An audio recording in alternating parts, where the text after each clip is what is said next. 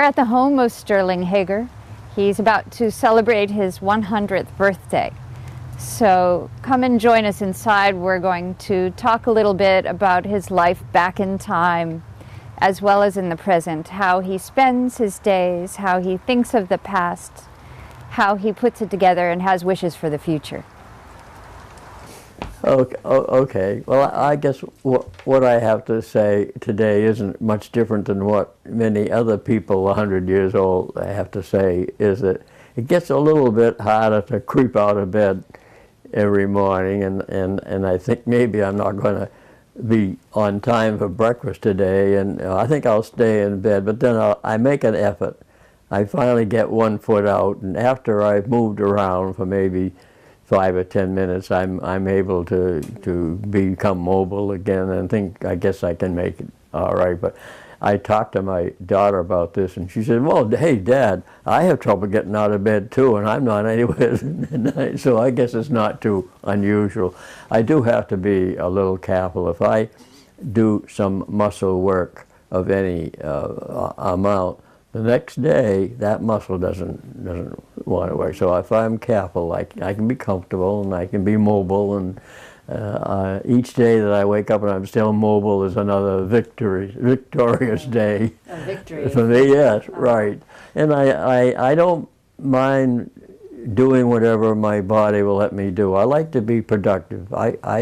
I clean up the kitchen, the counters, and the gas stove, and I run the wood stove. I'm glad to do those things, and it helps Betty. And I tell Betty, you know, I think I'm a drain on you. You have to look after your father.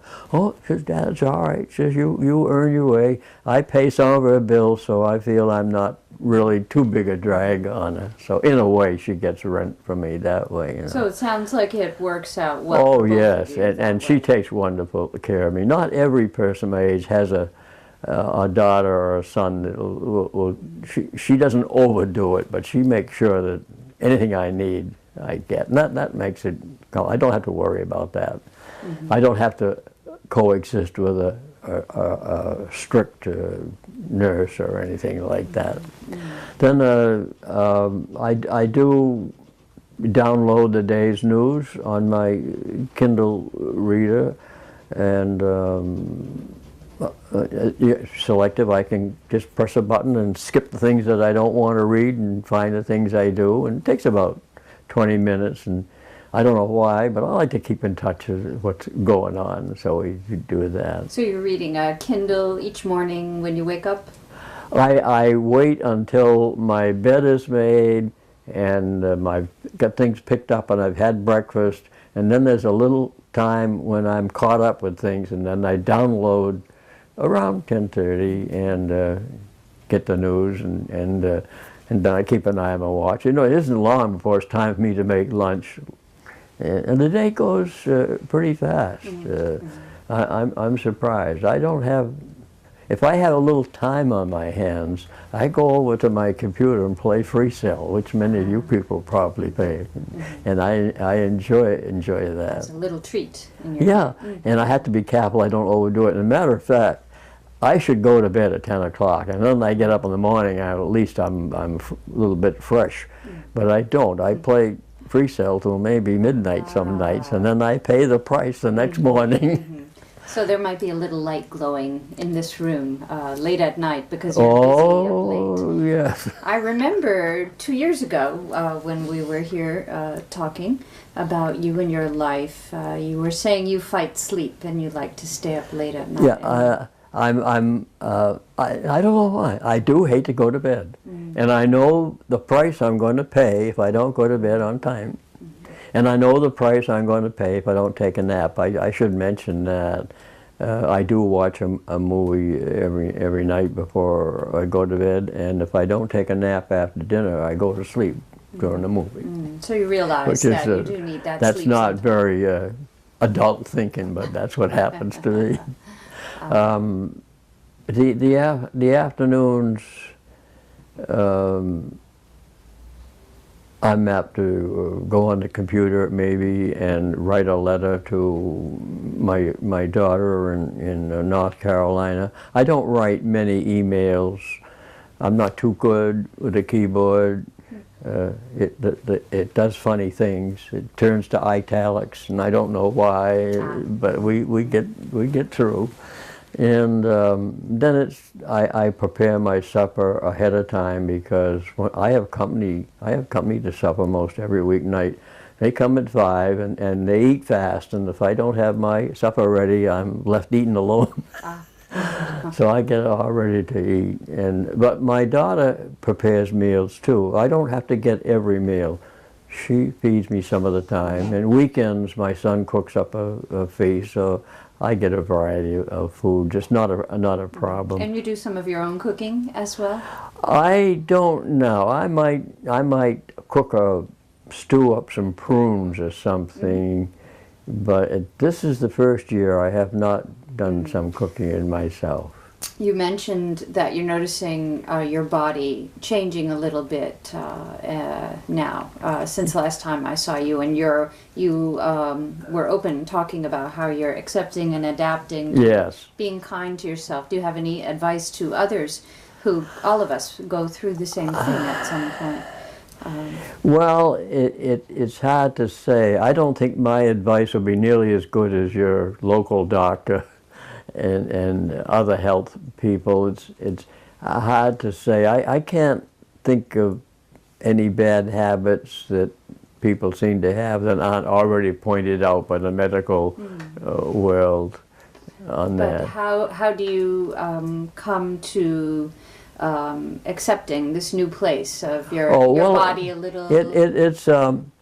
I accept it because I know it's logical. When you get to be my age, the body's going to begin to break down, or it's going to begin to not be very good. And my only thoughts about it are is how fast will it happen, and how slow, and will I be? Can I manage to stay comfortable? Are there drugs out there that are going to make me comfortable? Beyond that, I don't worry. Each day, you talk about adventure. Each day is an adventure for old people. Each day is different. Each day, you get a different problem than you had before. And I don't know about other old people. I don't have enough contact with other 100-year-old people to know how much we have in common, really. When you say each day is an adventure, knowing you, I don't get the sense that that is all bad. Well, no, it isn't all bad, but by that I mean you find a problem and you cope with them differently. You find ways of moving things without lifting. You find ways of adjusting to maybe your reaction to some food, or you find ways to do your housekeeping, which are a little easier, or if you're not comfortable, you find ways to make yourself comfortable that you never had to think of before. Things of that sort. I have to hold my tongue now and then, because I don't like the way my caretakers do their housework, and they don't like to have me criticize it. So, and it's a very small little thing, but people's feelings. I've hurt my daughter. Get along. I've hurt my daughter's feelings a number of times, and she gets over it. But I don't do it intentionally, Well, the awareness of But that. I try to tell them, I don't understand why you can't put the glass in the dishwasher when I don't understand why you leave the peanut butter jar out in the counter. Why'd you?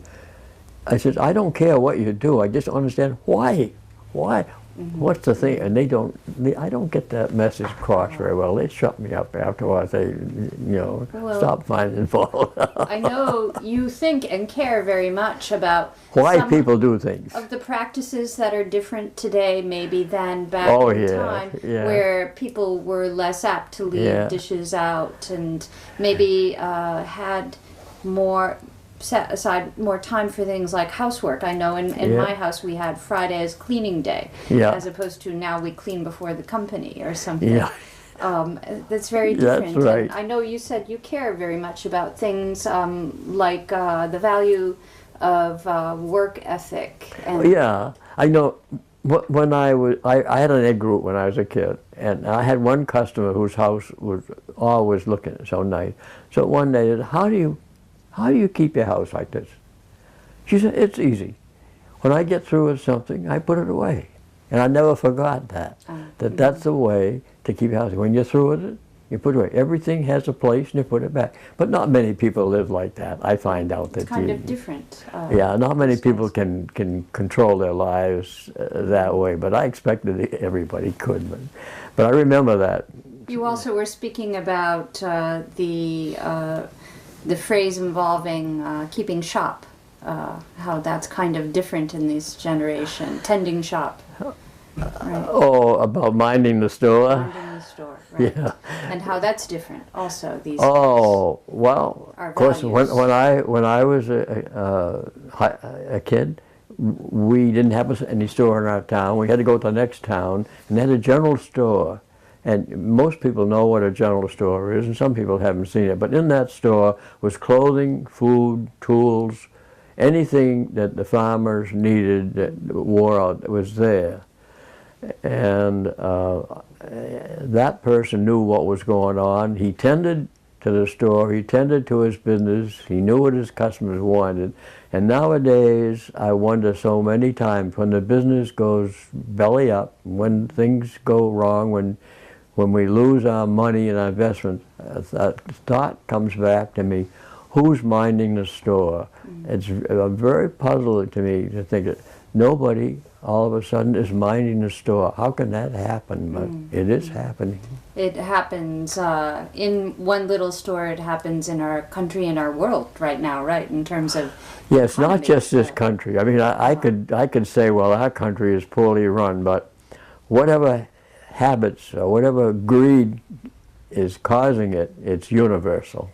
It's really universal. And that's a big difference you see and speak of caring about, seeing the difference now of greed and money where we've come to, as opposed to back in time. All of this financial problems that we've just been suffering through are because at the root of it are people who are so greedy they do anything to run a scam. I have been impressed though, but there are little countries like Denmark. They managed their affairs finally, so they didn't have to import any more oil.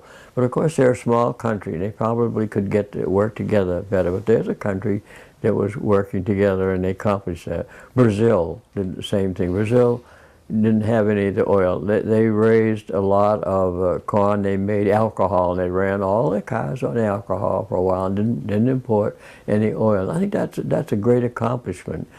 I wish that we can get our country to work together and do a little more like that. But those are important words, working together. Oh yeah, that's what we learned even in grammar school. There's a phrase that we taught us kids, that united we stand, divided we fall, and we're not very united right now. But I think that'll change. I'm not pessimistic, but this country is so big and so complicated to make a change, bring out television or anything else. It's a 20-year cycle, and some of these things we're fighting now, it's going to take time. But, well, I'm glad to hear of your wisdom from the past and your optimism for the future too. That is a relief, because you speak of some really big changes that you've seen in our world. And I know you also you spoke of the importance of respect and caring for that and seeing that change also in our just look society. What's going on in our Senate and our House of Representatives. Right out in public, people are showing no respect and no good men, and they don't care about the voter. It's like two teams having a fight, and that's not a way to run a country. You know? Right. And it trickles down and affects us, and we see it amongst each other as well. Yes, that's right. I know you care about that as well. You've spoken about that. It's I noticed too when I don't go in the grocery store much now, but up until recently I did, and I go to the checkout counter, and if it's a teenager, he never looks up. He just goes through the transaction. If it's an old person, they say, "Good morning, how are you?" They got something to say. And that's the difference in the way people seem to behave these days. But maybe the youngster was told by his parents, you know, don't mess around with old people. I don't know. But it's quite different. Yeah. Well, we have to have hope for that as well, right, Sterling? I don't know. Of course, you know, as far as hope goes, the whole world is sick in a way. We're polluting the world, no question about it. And Ted Turner, who I think a lot of, owns a lot of real estate out west, and he's worries about nature. And they asked Ted, they said, do you think that we'll ever control pollution? You think we'll get a handle on it? And he says, I hope so, but I'm afraid we won't. And I have great respect for his opinion, but where he is so smart and he has all these holdings, and he's afraid that pollution may get away from us. That's true. And so I won't live to see that, but you may live to see some change. But every day, the amount of carbon dioxide in the air keeps going up. I wish I could see the readings every day, but they keep going up, going up. But they don't publish it in the paper. I wish they did. But samples of carbon dioxide in ice were quite a bit lower than they are in the air today. Now maybe we can live with a lot of carbon dioxide in the air. I don't know. Maybe my great-great-grandchildren will go around with an oxygen mask on their face. I don't know. Well, I think you should write a column to get us all to think about this more. Well, I think if people realize that there's more carbon dioxide in the air today than there was last month and last week and last year, and just be aware of it. Not that we can't stand it, but we should kind of, can we pull it, slow it down, you know. I don't know. I'm afraid that may not be of common interest to the people that are listening to it right now. Sterling, you have been around for almost 100 years. Again, your date of birth was what? Day after Christmas. Day after Christmas in what year? Oh, 1911. Okay, yeah. thank you. Yeah. 1911 was a good year. Yeah. I'll say. And given all of your life, can you, thinking of the amount of time put into work and into education and family and possession of things and life after children and all of it, the whole picture of life, can you identify a particular time in life that you especially liked being alive, being around? Well, at the time it happened, you're probably not aware of it, but if I look back on my life, I do see that the most formative years of my life was when I was in grammar school and high school. I remember those years better than any other years of my life, and I realized that my environment then had a lot to do with what I became later. And that environment was twofold. I lived in the city until I was 12. I lived in a very rural country until I was 18 or even a little bit more than that. So I'm a city boy and I'm a country boy, but my life in the country and the way people lived and the way I lived had more to do with my thinking. And if I had my choice, if I could go back and live any particular period, it would be in the 1920s to 1940, no question about it. Wow. Yeah. And I can't say why, except that that's when I was subject to more, being impressed more by what and of course that included the Depression, which I understood, but the Depression then wasn't so bad because everybody was poor, not just some people. We didn't have the rich and the poor. Everybody was poor during the Depression. Together. Yeah. And what would you say through all of your times of life, through the hard times and challenges and through the joys, what is something you can say got you through all of those times in your life? Well, I had a wonderful wife. I couldn't have possibly had a better wife than that. I was very lucky about that, especially when I hear men talking about their wives. I'd go to work every day, and the men would come in, the women would come in, And the first thing they do is fuss about the husband, fuss about the wife. I said, gee, don't they ever have a good marriage? All they do, complaining, but nothing like that. And we never found anybody else. We know we did. We were lucky. We just did it. You're thinking about questions. Some of the things though stand out in my life. I can remember the first day we got an electric refrigerator. Hallelujah. We had coped with ice and on the floor, water on the floor, my wife cleaning it up every time, food spoiling, never getting cold enough. And when I worked for General Electric, I was able to buy, with a small amount of money a month, an electric refrigerator. And when that came in, oh, I want to tell you, that was something. And our first new car was another great occasion. And of course, my wedding was a big deal too. What was your first car? It was a, or the first new one or the first car? Oh, the first new one. First new one was a Ford. I forget what they call it. It is a 1949 Ford sedan. Yeah. The first car I had, of course, I drove a Model T Ford for years. Wow. And my father used to say, you don't steer a car, a Model T around a car, you bend it. You turn the steering gear and everything just seemed to bend, and that's the way it was. Then I drove a Beetle for we had a lot of Beetles, drove a lot of Volkswagens, and I enjoyed driving those cars. They were great. I repaired my own Volkswagens, overhauled my own motors, because I couldn't get good service at the garage. So it sounds like the importance of commitment to love and relationship and family is something that got you through your life in a good way. If I hadn't been as lucky in my marriage as I was, I wouldn't have accumulated any money. I wouldn't have been able to buy a new house, or I wouldn't have been able to put any money in the bank. And I think my health today is probably due a lot to the cooking that my wife did. My wife was an extremely good cook and cooked only those things that we were supposed to eat.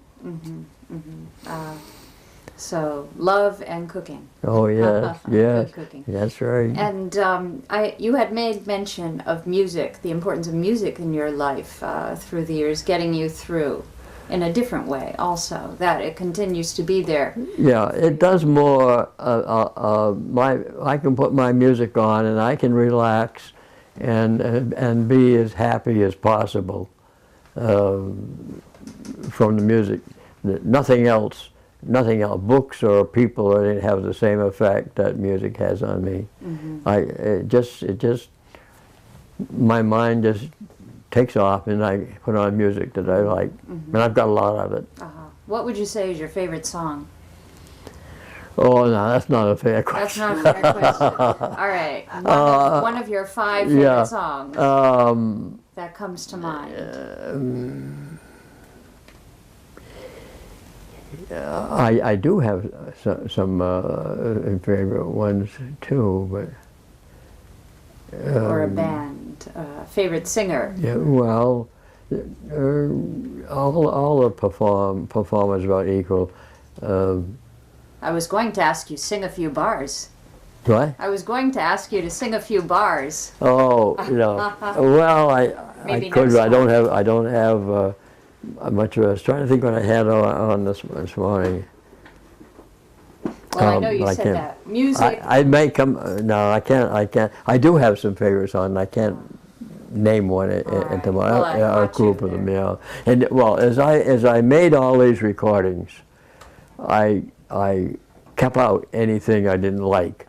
So what I'm left is been distilled from a whole lot of music. What's left, I don't think I've got a bad selection in any of the stuff that I've got recorded. Well, I know you said music and dance is another thing that's been important in your life. There are many things you have mentioned in our times talking together that have kept you fueled and flourishing and well, I guess maybe I'm what I am because not too many bad things happened to me. Like one old guy said that he lived a long time because he never took any left turns. I guess I didn't make a lot of mistakes that some people might make that would have affected my life. I never could get fond of liquor, and I didn't like beer. It tasted like dishwater, and I didn't. I tried smoking once, and I would smoke today. I gave up smoking because it cost so much. I'm a tightwad. So you avoided some challenges. You had to deal with some other challenges that come. Yeah, but I have to tell you that every day now is a bigger challenge than anything else I faced during my life.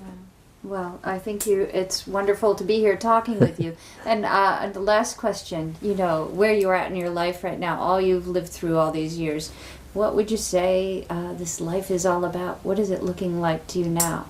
The importance of life. Why do you think that we're here? Are we here to work? Are we here to make money and get more things, as I think you would say no? But well, all my life I felt we were here to raise children, to perpetuate life on the earth. And looking back on it, being a parent is a tough job. But I think that's what, and of course, helping other people who need it is another reason for our being here. It's hard to say why, but I was here for my wife and she was here for me, and I guess the two of us would answer your question that way. Well, I live for my husband and I live for my wife, and that was our purpose. And now that she's gone, I don't have anything special to live for, except I don't know how to die. I guess. Well, it seems that you are making the most of every living day here. And well, I try to, and you know, I find there is a funny side and a bad side to everything, and I have fun trying to make sure that I see the funny side of something that happened, if there is a funny side. And you know, almost all the times there's a funny side. When I get out of bed, I say, oh, look at this old geezer getting out of bed, and I have to laugh at myself when I get out of bed sometime in the morning, and I'm still here. Yeah.